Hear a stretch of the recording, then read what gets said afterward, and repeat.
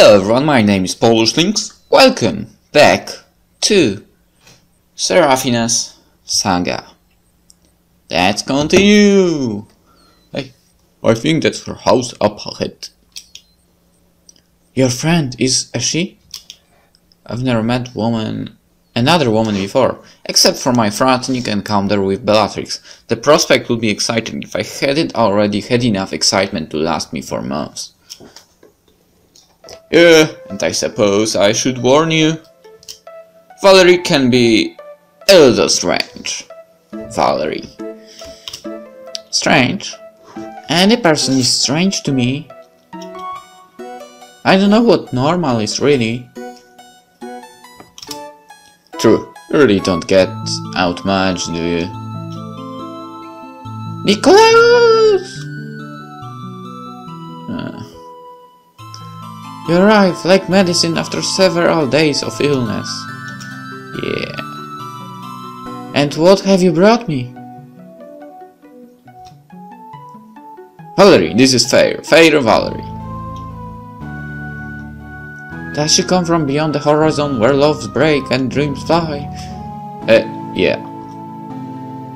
She had a rough few days. Pity, I would have loved to sift through her memories. I'm afraid we're both exhausted and hungry, so if we could stay with you tonight... And what will I get in return?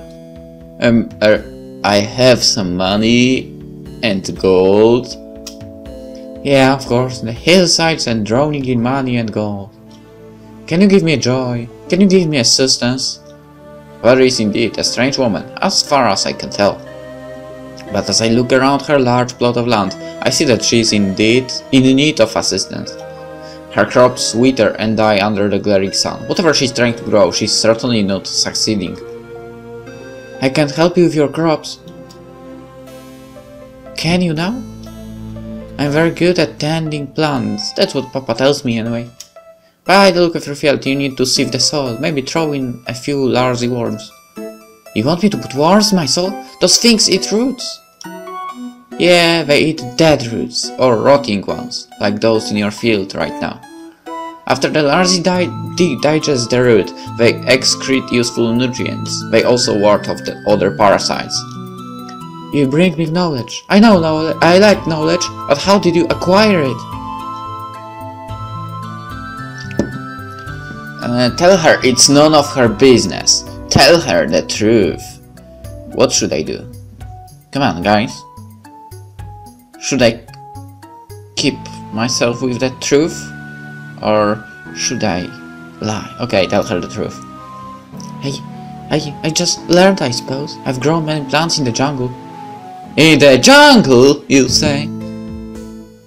So then, do you have room at your heart for two weary souls? I suppose something can be arranged. I feel strange inside Valerie's cabin, for it appears to be perfectly safe. I have never stayed anywhere other than my treehouse with Papa. Valerie's home has different smells, textures and colors. I don't recognize many of the tools and items around me.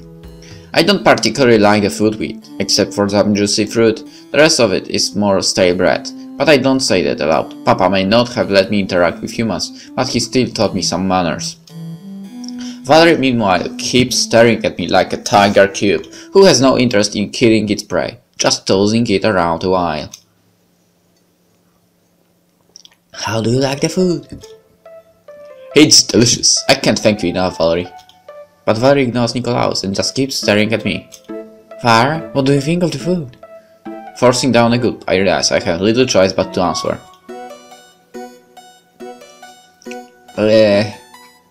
So, there's another choice. Why? Should I tell her lie or should I?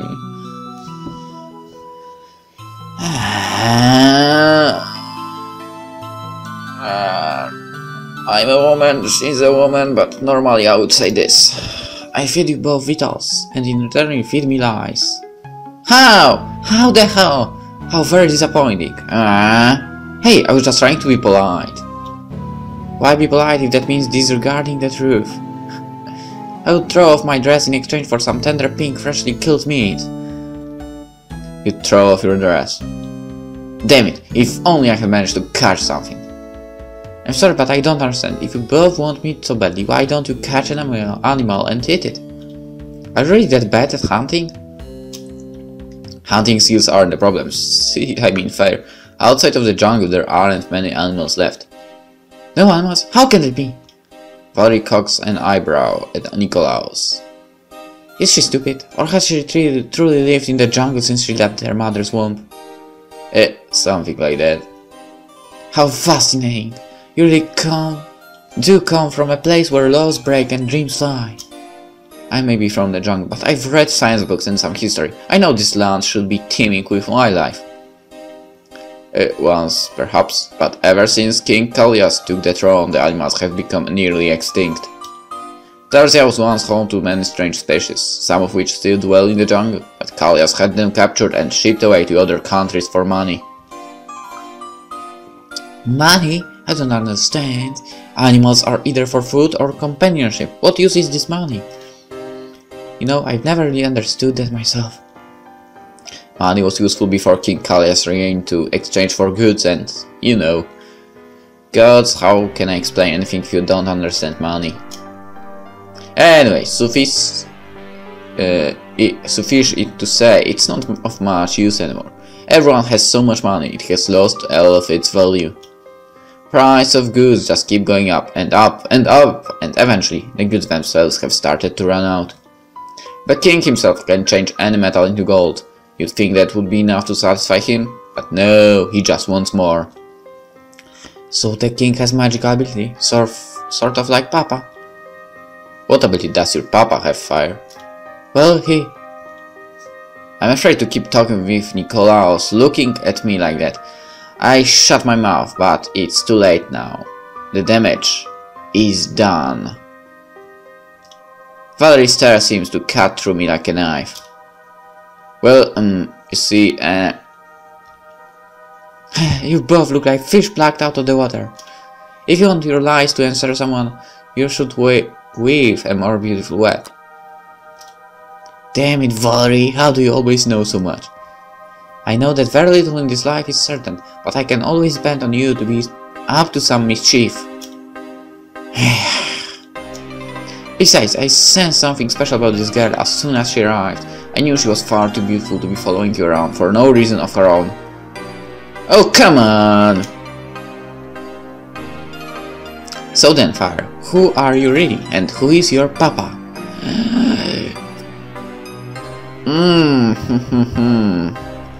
Well...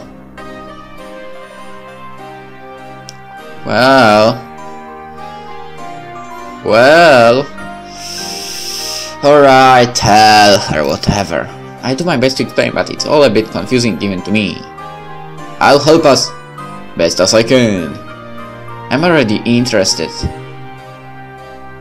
So Nicholas and I tell Valerie everything, that my mother was Queen Nadia Elborn, and that I might have been assassinated with her if not for Arken. Hearing it again makes me sick to my stomach. Part of me still hopes it all isn't true. I don't want to be princess, I want to go back to the jungle. But I cling to the hope that once I rescue Papa, he will explain everything, and it will all make sense. Maybe I'll even find out that these people are lying. I just want Papa back. So for now, I will play along with Nikolaos' plan, and I will try to bear the knowledge with dignity. Unfortunately, I quickly realize I have a lot left to learn. So Serafina, your so-called Papa is the Grand Traitor? The what? I remember now that Bellatrix called Papa the Grand Traitor while I was eavesdropping, but in the chaos that followed, I managed to forget. What Mallory means is, some people hold a grudge on Arken for taking him from the castle. But he saved my life. He also betrayed his own family by doing so. King Kalias is his nephew. Wait, so I'm related to King Kalias too? No, Arken isn't really your father by blood, remember? I turn away from both of them. It's all getting to be too much. First they tell me I'm a princess, now my father is a traitor. Except as Nikolaos is eager to remind me, Arken's not really my father in the first place. I won't listen to any more of this. Papa always told me that humans are full of greed, lies and deception. Call him whatever you want and say what you will about me, but I trust Papa more than I trust you. What if this all some sort of trick to lure me to the castle, or to keep me from rescuing Papa myself? I've heard enough. Enough! I hurried out of the cabin and slammed the door behind me. I ran from the glow of the cabin into the darkness of nightfall. I want to keep running, but I come to a stop, feeling my breath constricted with sobs. I don't want to cry. I don't want to let the recent events overwhelm me, but the weight of my newfound knowledge seems to crash against my chest. I hear Nikolaus and Valerie talking behind me. They seem to be arguing about whether one of them will come over to talk to me.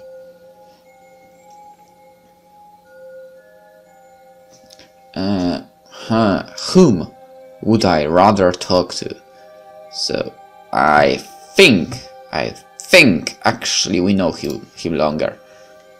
Eventually Nikolaus approached with soft, cautious steps. Serafina? I want to throw more angry words at him, but I'm afraid that if I open my mouth, I will start crying, so I just wait for him to keep talking. I don't know what to say that will make you feel better. The truth is often painful, and usually confusing.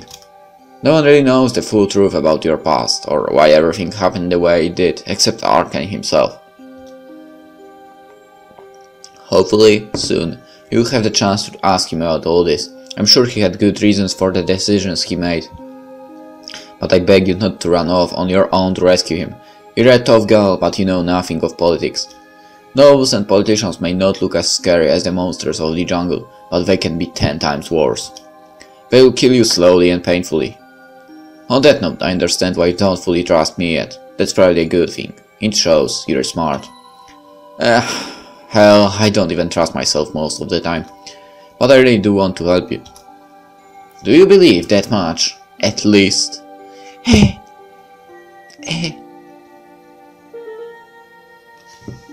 Yes?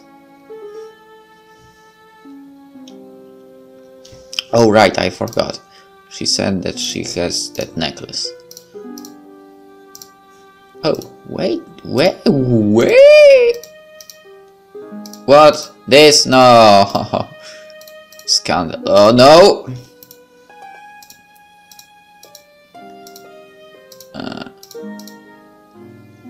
Yes. Unlock where? Alright.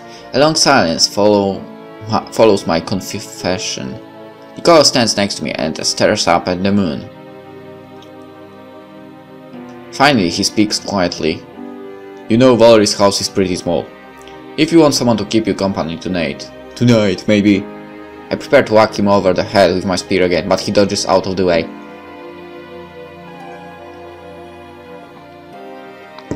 Without warning, we both burst out laughing. The laughs just keep coming, and for just a moment the task ahead of me doesn't seem quite so bleak. Eventually I manage to sleep in the small bundle of blankets Valerie provides for me. I dream of castles, kings, and queens. I dream of my mother, with red hair like mine, giving birth to a baby.